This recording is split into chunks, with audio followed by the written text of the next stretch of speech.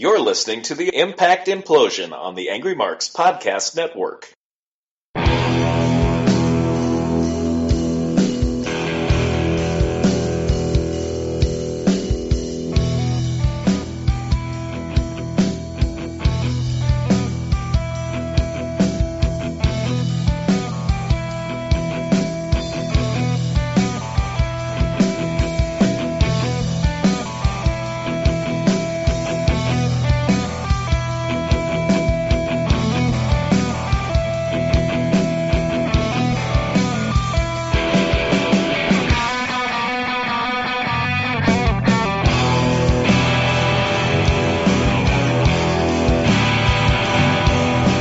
Welcome, everybody, to the Impact Implosion, which is every Thursday after the AMP show. My name, of course, is Seth Draken, and I believe the person breathing during the intro is Mike Poland. Sorry about that. Yes. Anyway, this episode is going to be called Big Changes in 2013. I believe that's what we should call it. Yep, that sounds good to me. Yeah. So, let's get to the news, because there's been a bit of news, but first we gotta talk about the releases. Yes. There's been 3 people who are gone from the company. The Pope, D'Angelo De Niro. An unfortunate one. Yep, his contract expired. Sarita has decided not to renew her contract and just stay in CMLL, which I don't blame her. And since Sarita's gone, Rosita's also not, they let Rosita's contract go. I didn't know about Sarita.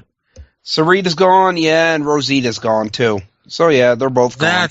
Those are all unfortunate. It's more unfortunate for Pope though, because I don't think he's going to be back in any of the other. I don't think he's going to be back in WWE anytime soon. Yeah, I don't think so either, but I think he's pretty much done at this point. I don't know. Maybe he might find something. Maybe Vince will find something for him, but honestly, he's pretty screwed. But the main news is TNA is dropping down their pay-per-views to 4 a year. Genesis, Lockdown, Slammiversary, and Bound for Glory. Yes. And what's the other half of the story? In addition, 7 pay-per-view specials will be branded as TNA Wrestling One Night Only series, which will debut in April 2013 and continue throughout the year during the additional months. These 3-hour taped pay-per-view specials will premiere on the first Friday of every month. The first 2 will be the Joker's Wild Tag Team Tournament, which is probably the Lethal Lottery, just a new name, and Extravaganza, which will feature the X Division. Which, from what I'm hearing, they're bringing back Petey Williams and Jimmy Ray for that. That should be interesting. And yeah, they're going to continue with TNA's 1-hour program on video on demand called Unfinished Business.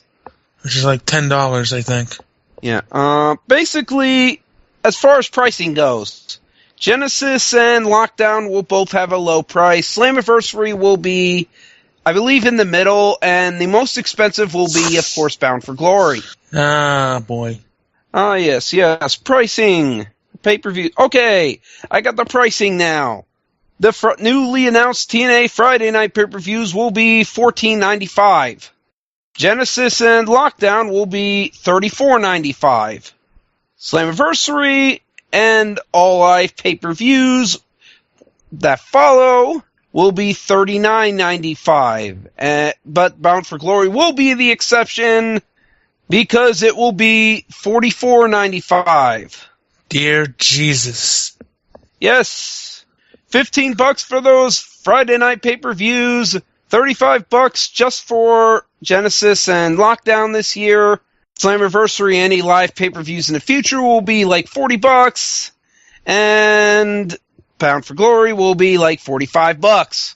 Hey TNA, nobody's buying your pay-per-views as it is. Yeah. Why would you raise the price? I don't know, and also I would love to wonder what the hell are you going to do with these 7 Friday night pay-per-views, although you're cheap, and you're really making them cheap, but really, as you've seen from the age where you just had pay-per-views every week instead of actual shows, actual TV shows, that didn't work either. Yeah, people won't pay $15 for just... People won't just pay $15 for something. You gotta promote that. Or you gotta give away a house like WWE did years ago. You win a house! Yeah, you win a house. But it's gonna be in a neighborhood where it's high price, so you won't be able to keep it for more than a year. Yeah. Even at a discount, taped pay-per-views are not that appealing. Especially because you can just look up the spoilers nowadays. Oh, yeah. Oh, yeah. So, oh, wow, I don't want to buy this. Yep, nope. So, yeah, TNA, congratulations. You've basically done something and yet done nothing at all. TNA, you fail. More times than you should. Oh, yes. So let's continue with the show that is obviously the Angry Marks equivalent to William Regal's Kids. What? It's a joke. We're the redheaded stepchild of the Angry Marks podcast network. Why is that? No, it's a joke. It's a joke. Oh, okay. I shouldn't have to explain why we're the ones that barely... We don't have any people in the chat, again. Oh, boy. Because nobody cares. Yep. We're the one Regal locks in the attic. We get fed scraps. Yep. Scraps and fish bones. Anyways, let's talk about this week's Impact. Alright, we start off the show with Sting hitting the ring along with Samoa Joe and Kurt Angle. Sting's wearing his old school crow face paint, but one side of his eye is red and the other is black. It's the Wolfpack. It's the Wolfpack. Well, Wolfpack was just red all around. Sting, Joe, and Angle. Certainly no problems between these three. Oh, yeah. And, yeah, he told everyone he was coming back on 1/3/13 because that was just the beginning, and at Genesis, he's looking for Doc. Good for but tonight, he's feeling a bit frisky, and he didn't come by himself. He brought his best friend, the Big Black Bat, and his friends Shooter, which he calls Kurt Angle, and Killer with Samoa Joe. Killer. And says that Aces and Eights have been cordially invited to come get some. And they don't. Then Samoa Joe says last week when the cage door closed, Aces and Eights thought they had him outmanned, but yeah, he kicked their butts on his own for most of the fight. And Kurt Angle said he made a promise that the masks were coming off in 2013, and they just started, and they've done that. But he wants to know Mr. Anderson's position. And, of course, Anderson comes out. Yeah, and Anderson says what I was thinking in the chat, Mr. Anderson doesn't owe you shit. Where the hell were you guys when I was getting beat up months ago? Yeah, he said that. And he said, oh yeah, and quite thank for replacing me immediately. Not even being a little worried about me, but replace me. So yeah, all this sets up is supposedly that Angle and Mr. Anderson are going to fight later on tonight because Angleson tried to... Angle decked Anderson, and... Anderson bailed. Yeah. But yeah, we got our the announcers came out and said, we got our card, which is Austin Aries and Bobby Roode, against Jeff Hardy and the man he chose to be his partner, James Storm. So you got Gut the Check. Return of Gut Check with two new stars who are going to fight each other. Jay Bradley and Brian Cage. Now, I know Jay Bradley was actually in OVW back when they were affiliated with WWE. Yeah, and Brian Cage was in FCW as Chris Logan. The guy who they made to look like Wolverine. So yeah, and now we have Brooke in the back saying she's going to talk to her dad and once again air their dirty laundry in public. Because that went so well the first time. Oh yeah. You don't learn from your mistakes, do you, Brooke? No, she doesn't. Anyways, we got an X Division tournament semifinals match between Kenny King and Zema Ion, which was fucking really good. And it should have been about 5 minutes longer than it was. Oh man, I think it was great. I think it was perfectly timed. The moves really looked like they freaking hurt. Is Kenny King a face or a heel? No, he's probably a heel. But they were cheering him. Well, it's against Zema Ion. True. And as we'll get into later when we preview Final Resolution, I think the X Division tournament should actually be a 3-way with RVD in it. You mean Genesis? Yeah, Genesis. That. Yeah, Final Resolution was last. I said the X Division tournament. Yeah, okay. Kenny King grabs the mic and says he wants to let everyone know that come Sunday, Christy Hemme will be announcing him as the new X Division champion. Maybe. In the back, Robbie E. bitches that the Jersey Shore got canceled. 2 months ago. Jesse and Tara have challenged him to a mixed tag match, and he lost the bro off to Robbie T. He's trying to get Miss Tessmacher to be his partner. Miss Tessmacher says no to him because Robbie E. disgusts her. And Robbie E. responds, "Why does every girl say that to me?" Because you're a scumbag. Tessmacher calls him an idiot, and then he's like, "Look, I'll do anything if you team up with me." And Tessmacher says, "Okay, I'll do it. But I'm teaming with a winner," and slaps Big Rob on the chest and walks away. Bro! Robbie, he freaks out. They like, "Bro!" Bro! By the way, apparently Ciara told me that Miss Tessmacher is dating Rob Terry in real life. So that'll be interesting. I thought she was dating Robbie E. No, apparently it's Rob Terry. He broke the bro code. Yeah. Anyways, Joseph Park is shown arriving at the building and said he's been waiting for this opportunity and wants to thank his partners at Park for allowing him to put his legal practices on hiatus while he pursues this. He's going to meet with Hogan to become a wrestler, not an attorney. I'm curious if he actually has any partners or if they're just all made up. I'm wondering too, but Park runs into the door and says, "Oh, the door's locked." No. Idiots. Yeah. Then we had a mixed tag match, which was very short, thankfully. And I guess it's time for the Rob Terry push. Had to happen at some point. Yeah, because TNA knows that Vince McMahon, if he was able to wrestle, Vince McMahon would have made him world champion a while ago. But yeah, Rob Terry wins with a vicious powerbomb. Then afterwards, Robbie T tries to raise both their hands. Robbie E. But the music causes... Robbie E tries to raise both their hands, but Robbie T hears the music playing. He and Brooke Tessmacher start playing or dancing. Tessmacher and her amazing backside join in. Robbie even kisses her, and Robbie T even kisses her, and Robbie E is in shock. Ravishing Rick Rude style. Yeah. Then we get a segment of Brian Cage. Yes. Yep. Yeah, nothing much here but yeah, it didn't work out in FCW. He's hoping that it'll work out here. Anyways, we got the gut check match between Jay Bradley and Brian Cage. This was alright. This was alright, but I gotta say this. I'm sorry, Brian Cage. I would sign Bradley Jay in a heartbeat. Yes, Bradley Jay's been around since he... And he looks better in that ring.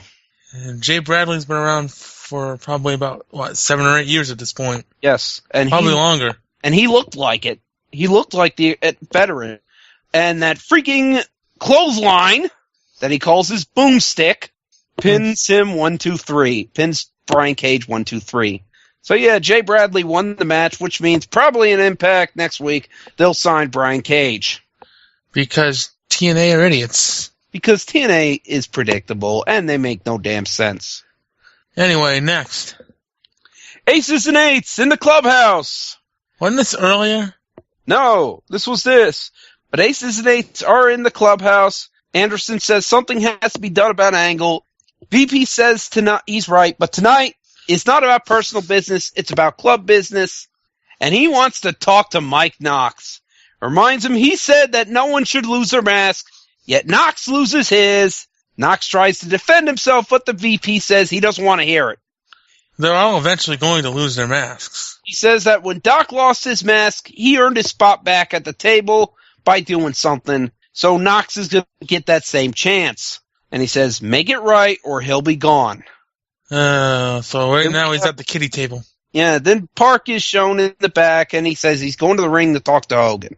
Joseph Park is in the ring, and he's back from wrestling camp, and thankfully in one piece. He then respectfully requests Hulk Hogan to come out.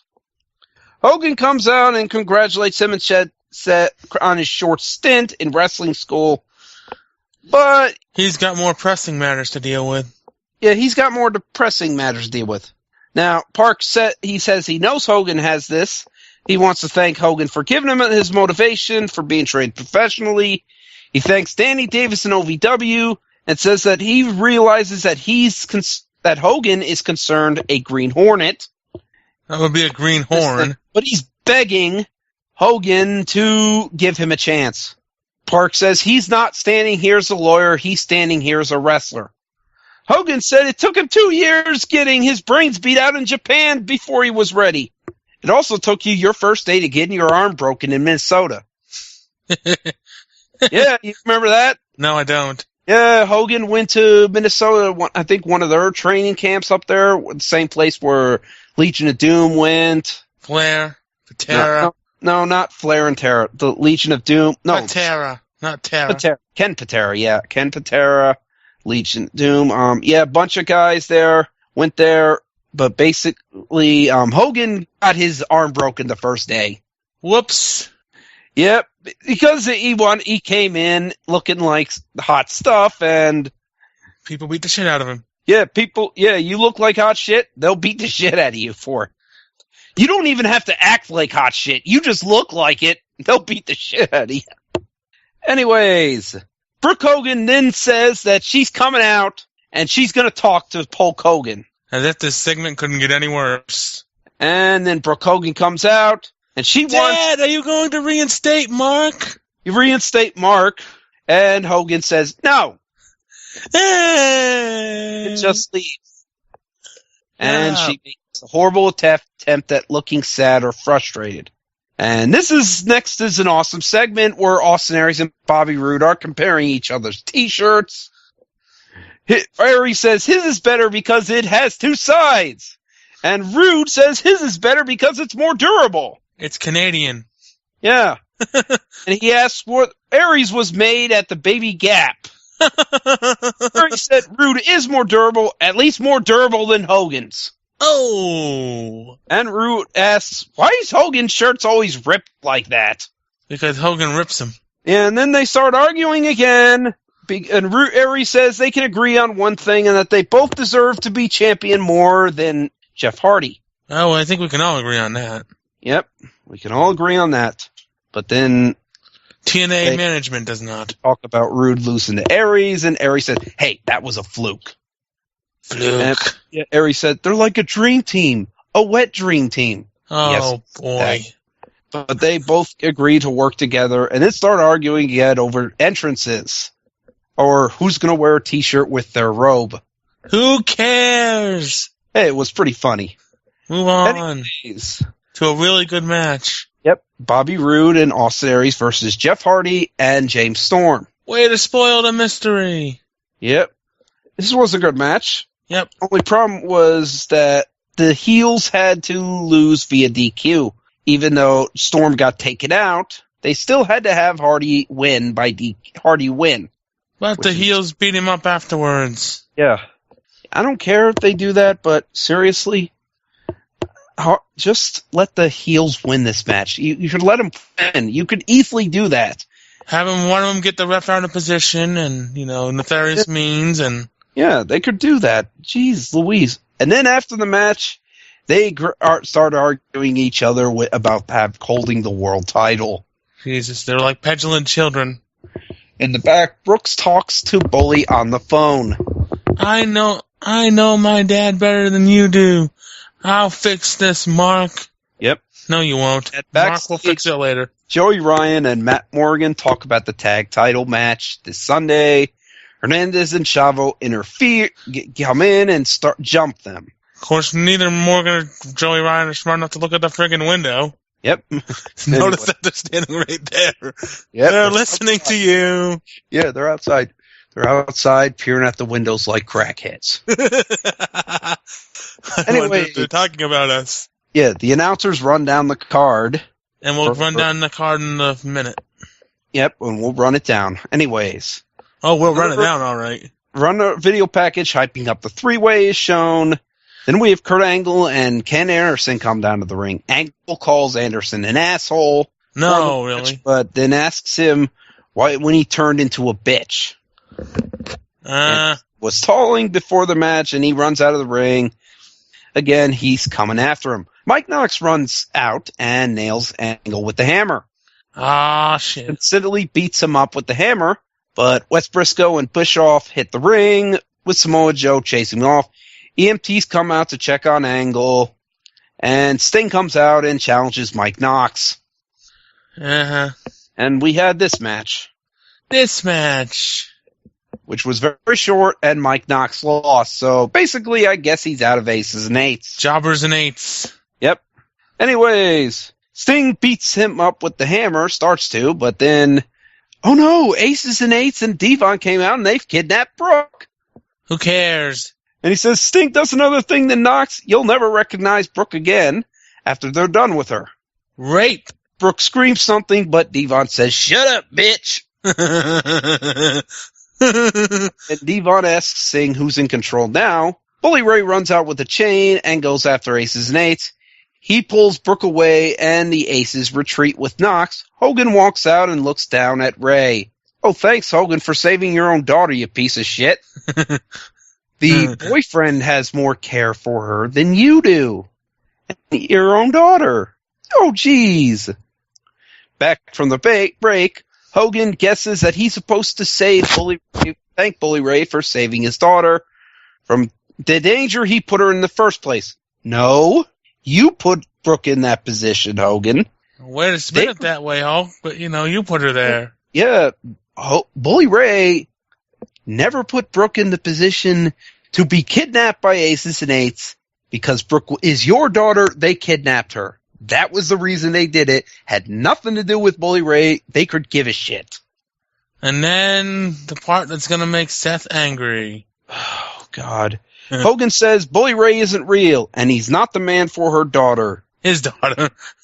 Yes. Hogan says that Ray says Hogan is crazy, and he has this whole thing all wrong. He says that he's been in this business for 20 years, and wrestling is his life. And that's all he's ever cared about was to be the best professional wrestler he could ever be, and maybe one day be as good as Sting or as great as Hogan. Love the Sting put down there, saying Sting's not great. Well, I mean, he's not lying. Yeah. He loves this business and it means everything to him. But he never thought he would love anything as much as pro wrestling. And then Brooke Hogan came into Ray's life. Oh, good Lord. She came into his life because she was apologizing for Hulk not trusting Ray, even though he had Sting's back. Ray says he knows this happened too quick, and Hogan throws down the mic and gets in Ray's face. Ray says he can do that too, but I can do that too, Hulk.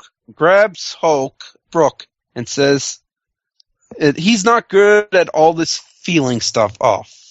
And then he's a hard ass. When he's with Brooke, things are different. She makes him laugh. And then he goes down on the knee and asks her to marry him. Yay. Fuck.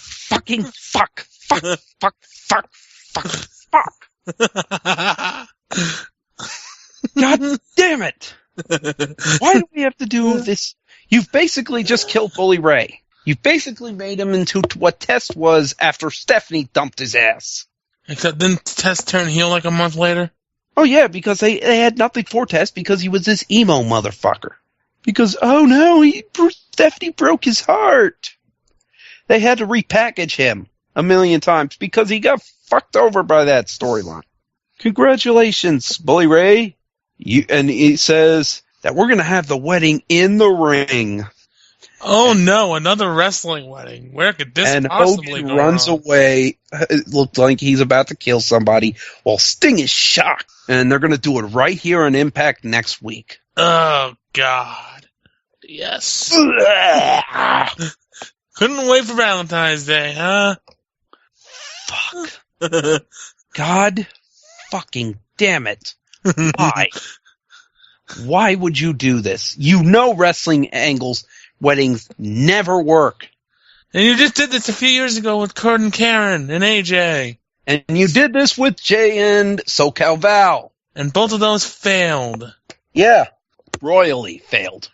And you're doing this again. God, why? Why? Why? Fucking weddings. This shit is stupid. Don't do a pro wrestling wedding. If you want to do a wedding and let it work, how about you did what Edge and Vicky did and had it be done in the back before the show even began? You know? And just have the ceremony. Not the ceremony, the freaking after party. Mm-hmm. Yeah, because the after party might be a failure, but at least the wedding won't. Only one that came close to working was Savage and Elizabeth, and that went on for like 17 years. Yeah, and of course that one ended with Jake the Snake and his Cobra at the friggin' after party. Yeah, that's a good moment though. I like that. Yeah, if you're wondering why I think wrestling weddings suck, snakes ruin weddings. They do, whether they be actual snakes or proverbial snakes. Or Hulk Hogan. Yeah. This is just... Or could this end up being a massive swerve? Okay. I don't know. I'm going with that one. But really, this is just stupid. Fucking stupid weddings. It's TNA. Yeah. So we got the pay-per-view now, because I don't want to talk any more about this wedding shit. We'll probably have a rant about it next week. God. Depending on how it goes. I don't care how it goes. Let's just get to the pay-per-view. Yep. And we have a Knockouts gauntlet for the gold. For a Knockouts title shot. Yep. Gail Kim, ODB, Mickie James, Velvet Sky, Miss Tessmacher. What a way to announce this one with no build. Velvet's going to win. Damn it. Because they want to push her. Uh-huh. Next. Then we have Sting versus Doc. Next. You don't even have your predictions. I don't care. I'm predicting Sting. Yeah, probably. Devon versus Joseph Park. Next. Fucking Devon's gonna win. James Storm versus Daniels. Could be the only good match on the show. I know, and I think James Storm's gonna win. Yep. Yeah. Okay, we got the tag title match. Hernandez and Chavo. I think Ryan and Morgan are gonna win. Well, and continue this flame feud. They don't have any other teams in the company other than Daniels and Kazarian. I know. Just go with it. They'll fuck off somewhere. Oh, God. X Division Tournament Final. Christian York versus Kenny King. I think Kenny King's going to win, and I think Kenny King's going to beat RVD for the belt. And this is where I said earlier that this should actually be a three-way instead of just a tournament final with the winner getting the shot. Later on in the night. Yeah. Because this would actually be a good three-way. Oh, yeah, I agree. And on a pay-per-view card, it's kind of just bland and... Yeah. Although almost every other match just sucks. Right. So we got to have something. And then the three-way final, and that's the reason why that wasn't a three-way. We have another three-way. That wouldn't be the first time title. TNA's done more than one three-way match for a title. Wasn't there a pay-per-view a few years ago where they did that? I don't know. But anyways, I'm predicting Jeff Hardy defends against Bobby Roode and Austin Aries. Hardy. Threat match. I'm going to predict Aries. I'm going to keep predicting Aries until he wins the fucking belt back. You know TNA won't do it. Not with Hardy as champion. Yeah, because these Impact fucking dopes like Jeff Hardy. He deals them the drugs. Yeah. They smoke his crack. After the show, they all have the inner monologues that he does. Yeah. Anyways, what was your? I said I'm going to give on the show. What was your rating on the show? Impact. Other than one good match, one hilarious moment, this was shit. I'm going to give this a D. Yeah, probably a D-. Yeah, this was just saves it from being a complete fail. There's a few moments. The gut check match was okay. And the tag match was good. Was good, but the finish was stupid. But a decent thing and a good thing does not make for a good show. Yeah. King and Ion was good as well. Oh yeah, two good things. A funny moment with Brooke and Robbie T having the dance off. And Taz making the Dirty Dancing reference. Yeah. Yeah. This Impact. Patrick Swayze and... Yeah. I got anything to sell? Yep. Not this week. Well, it's there's 1 day left in my Gino Award nominate voting, and right now, unless something radically changes, it looks like I'm going to be inducting the Oogie Loves movie. Dear God, I don't know what that is. It's from the makers of Oh, yes, you were talking about this last week. It's from the makers of, what was that show called with the fucking Tinky Winky and all that? Teletubbies. Yeah, it was Teletubbies. My little sister watched it when she was a kid, so I used to watch it. Yeah, so, yeah. It's going to be supposedly acid. Everyone says it's an acid trip. I really have seen... Just as Teletubbies was, but anyway. They're talking to a giant sun. A sun with a baby's face on it. By the way, I've seen crazy shit. That's kids' shows. You wonder why this generation's messed up as it is. Well, to be fair, we had messed up cartoons too, like Popeye, the Sid and Marty cartoons. Never seen Not those. Cartoons, the Sid and Marty Krofft shows. Sigmund the Sea Monster. I've never seen those. We had Witchy Poo was the villain of one. We had Land of the Lost, where they're fighting lizard men. I do remember that one. Yes. We had some strange shit as well back in our days. I was going to say, Ren and Stimpy. Oh, Ren and Stimpy was hyper. Shit, I was hyper. Yes. Yes, we were not at all innocent in crazy shit either. But yeah, I've seen kids shows these days because I have a nephew. If you've ever seen stuff like Wonder Pets or Yo Gabba Gabba. Yo Gabba, is that Nickelodeon? Yes. Dear God, that's why I haven't watched the network in years. Yeah, Nick Jr. actually. Nick Jr. They even used to have pretty good shows. Yeah, or stuff like, what are the other shows that are really, like, fucking insane? Like, Disney Junior has a few that are, like, fucking crazy. Foster's Home for Imaginary Friends. That was good. But yeah, we have shows that are fucking crazy for kids. So, honestly, I've seen crazy kid shows, so I don't really expect this one to be, really that new to me. Now, it might be terrible.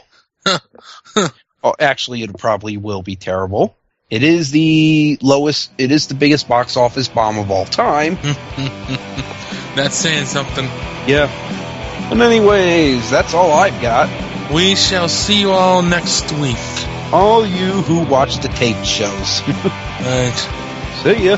See ya.